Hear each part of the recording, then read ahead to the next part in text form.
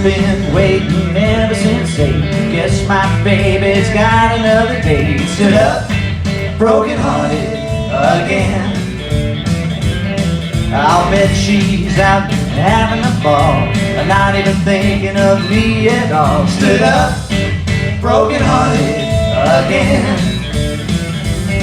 I know just what I ought to do. I ought to find somebody new. Baby, I couldn't forget about you. Stood up, broken hearted again. I watch my brother play guitar now.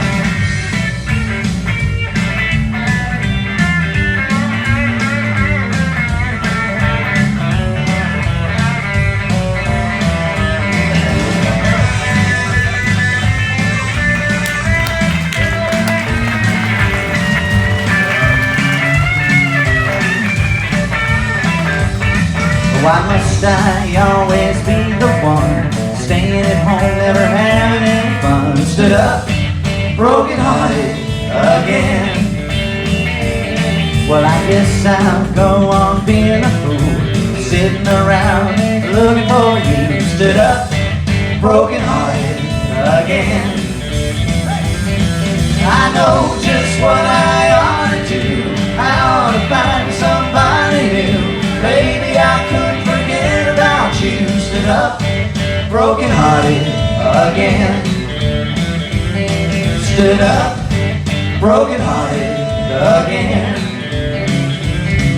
Stood up, broken hearted again.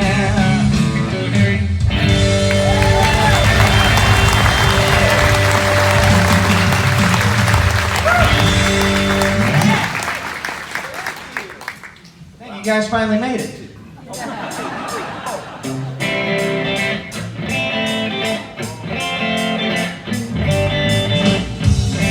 Here's one you might have heard before. I used to play around with cars that hastened at my car.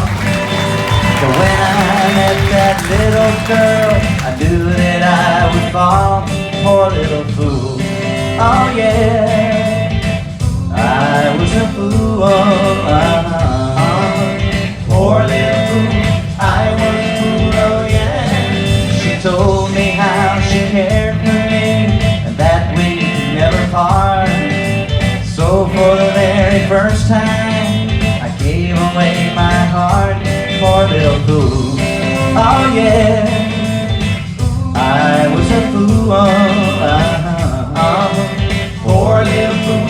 I was a fool, oh yeah. She played around and teased me with her carefree devil eyes. She pulled me close and kissed me, but her heart was full of lies. Poor little fool, oh yeah. I was a fool, poor little fool. I was a fool, oh yeah. Well, I played this game with other hearts, but I never thought I'd see the day when someone else would play love's foolish games with me. Poor little fool, oh yeah. I was a fool, poor little fool. I was a fool, oh yeah. Poor little fool, oh yeah. I was a fool, poor little fool. I was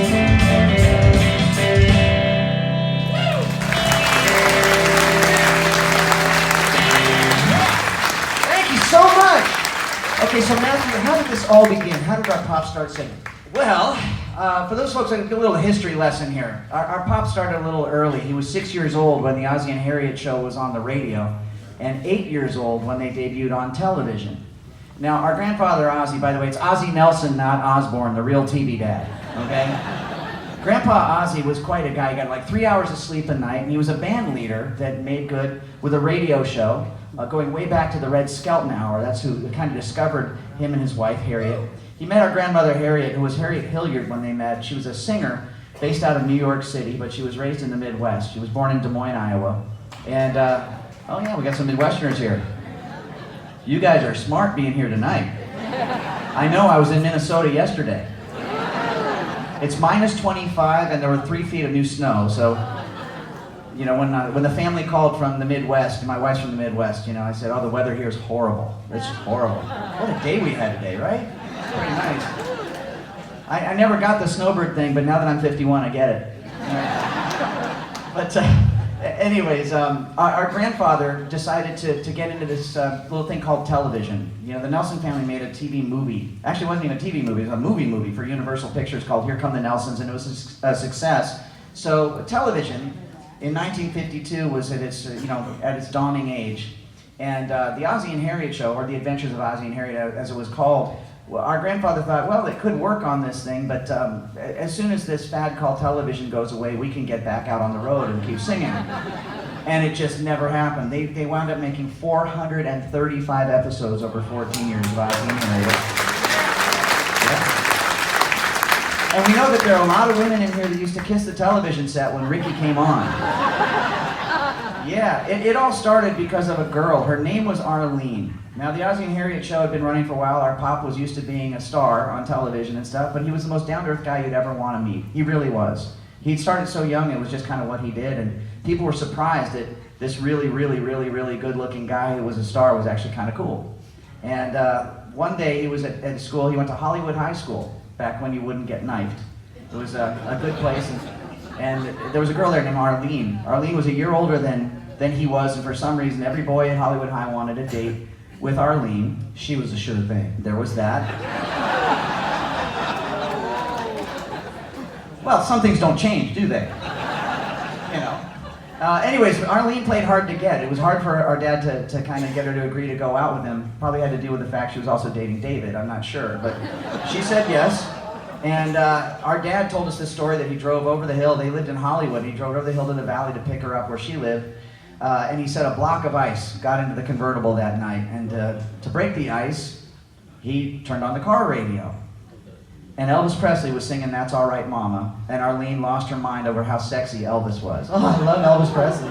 So to save the date, our dad said the first thing that hit his mind, which was, he's not that great. And anyways, I'm going to make a record. He had no plans to make a record. Not until Arlene turned, thank God, and laughed in his face. "Oh, Ricky, give me a break. You sing, please." And he thought, I'm going to do whatever it takes to make one record to hand to this girl in front of her friends at school and say, "Now laugh." And that's what he did. He went to his local record store. Some of you remember record stores, don't you? Yeah? In Hollywood, it was called Wallach's Music City, and that was our dad's hangout. Some of you people remember Wallach's, right? Our dad loved this place so much. That's where his Hollywood Walk of Fame star is, where the store used to be. He would go in there when he wasn't on the set. They knew him so well that they had the number on speed dial, and they would call over the speakers and say, "Ricky, you're wanted back on the set." He was a kid just wanting to listen to those rock and roll records. And anyway, so he went to Wallach's Music City because he remembered that they had just installed this booth where you could sing a karaoke version of a hit song, and it would replace the vocal on that record. By the way, did you hear that Ozzie Nelson stutter? That was great. I like it. We had no coffee before this show, and Matthew's going to turn into Ozzie Nelson right in front of you and talk like this all the time. It's okay, I have a backup plan. He's standing right next to me. I've got spare parts. You know? Tonight I'm less than half Nelson, I know. But anyways, our dad said they actually installed this thing. You could do this karaoke version of the song. If you had enough allowance money, you would pay your allowance money. It would replace the vocal with yours, and you could take it home to impress your friends exactly 20 times because some genius designed this thing to disintegrate after 20 spins on your turntable. You have to go back again. But that's all he needed to impress Arlene. And when he got it done, he realized, that's not good enough. I have a television show. So he went home, and that night, Ozzie would always, he'd always just sit there and he would write the episodes. He wrote, produced, edited, directed, and starred in all 435 episodes, our grandfather. So he was very, very tired, and he was very short on material. And everybody, the joke was, don't do anything around Ozzie, he's gonna write it into a script. And that's what our dad's plan was. He waited for Ozzie to start writing the script, and if you can imagine that night that the bedroom door opened down the hall from the den, and our dad's little record player sliding out over the shag carpet, and the needle dropping on his single loud enough to get Ozzie off of his seat to ask what the noise was. "Well, Pop, I'm sorry, it's me singing." "Oh, Rick, we gotta write this into a show. You gotta sing on the show." Geez, I didn't think about that, Pop. That's a great idea.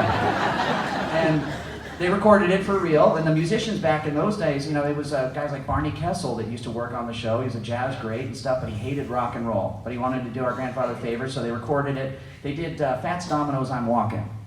And that week on Ozzie and Harriet, Ricky sang a rhythm and blues number. They couldn't call it rock and roll because it would not pass the censors. And now we have the Kardashians. So there you go.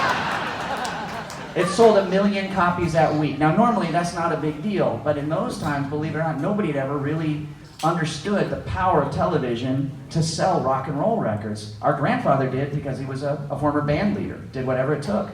And it exploded. Our dad said everything changed overnight. And what he means by that, he went to school the next day and all of the football players at Hollywood High had to escort him from class to class because the girls wanted to rip his pants off. But he said a week later, you know, it was a different era. Everybody knew where the Nelsons lived, 1822 Camino Palmero. When you saw Ozzie and Harriet, that was their real house that they showed at the beginning of the show. And it's still there. There's a plaque on it, America's most televised home. But our dad answered the door like he would any day. There were no gates or security or guard dogs or anything like that. And lo and behold, there was Arlene to ask him why he wasn't calling her anymore. And our pop wasn't this way, but he said he had to teach her a lesson. He said, you know, Arlene, thank you for coming up. I'm flattered. I really am, but I'm on my way to the recording studio to make more records right now. You know, things are kind of taking off, and I'm sorry, I just don't have time to date you anymore, but see you around. Thanks. Bye-bye. Shut the door. It's entirely possible that Arlene is in here right now, as weird as that might sound. She pulled her RV up and she's here. So Arlene, if you are, thank you so much, and eat your heart out, all right? So Gunnar, I think I'm gonna roll another video clip here. I think I should, and then we'll go into I'm Walking. Are we gonna do the light thing, or are we not gonna do the light? I'm gonna do the light thing. I like this. And while he does that, I'm gonna tell a non-dirty joke. Nope. Don't have one. Sorry.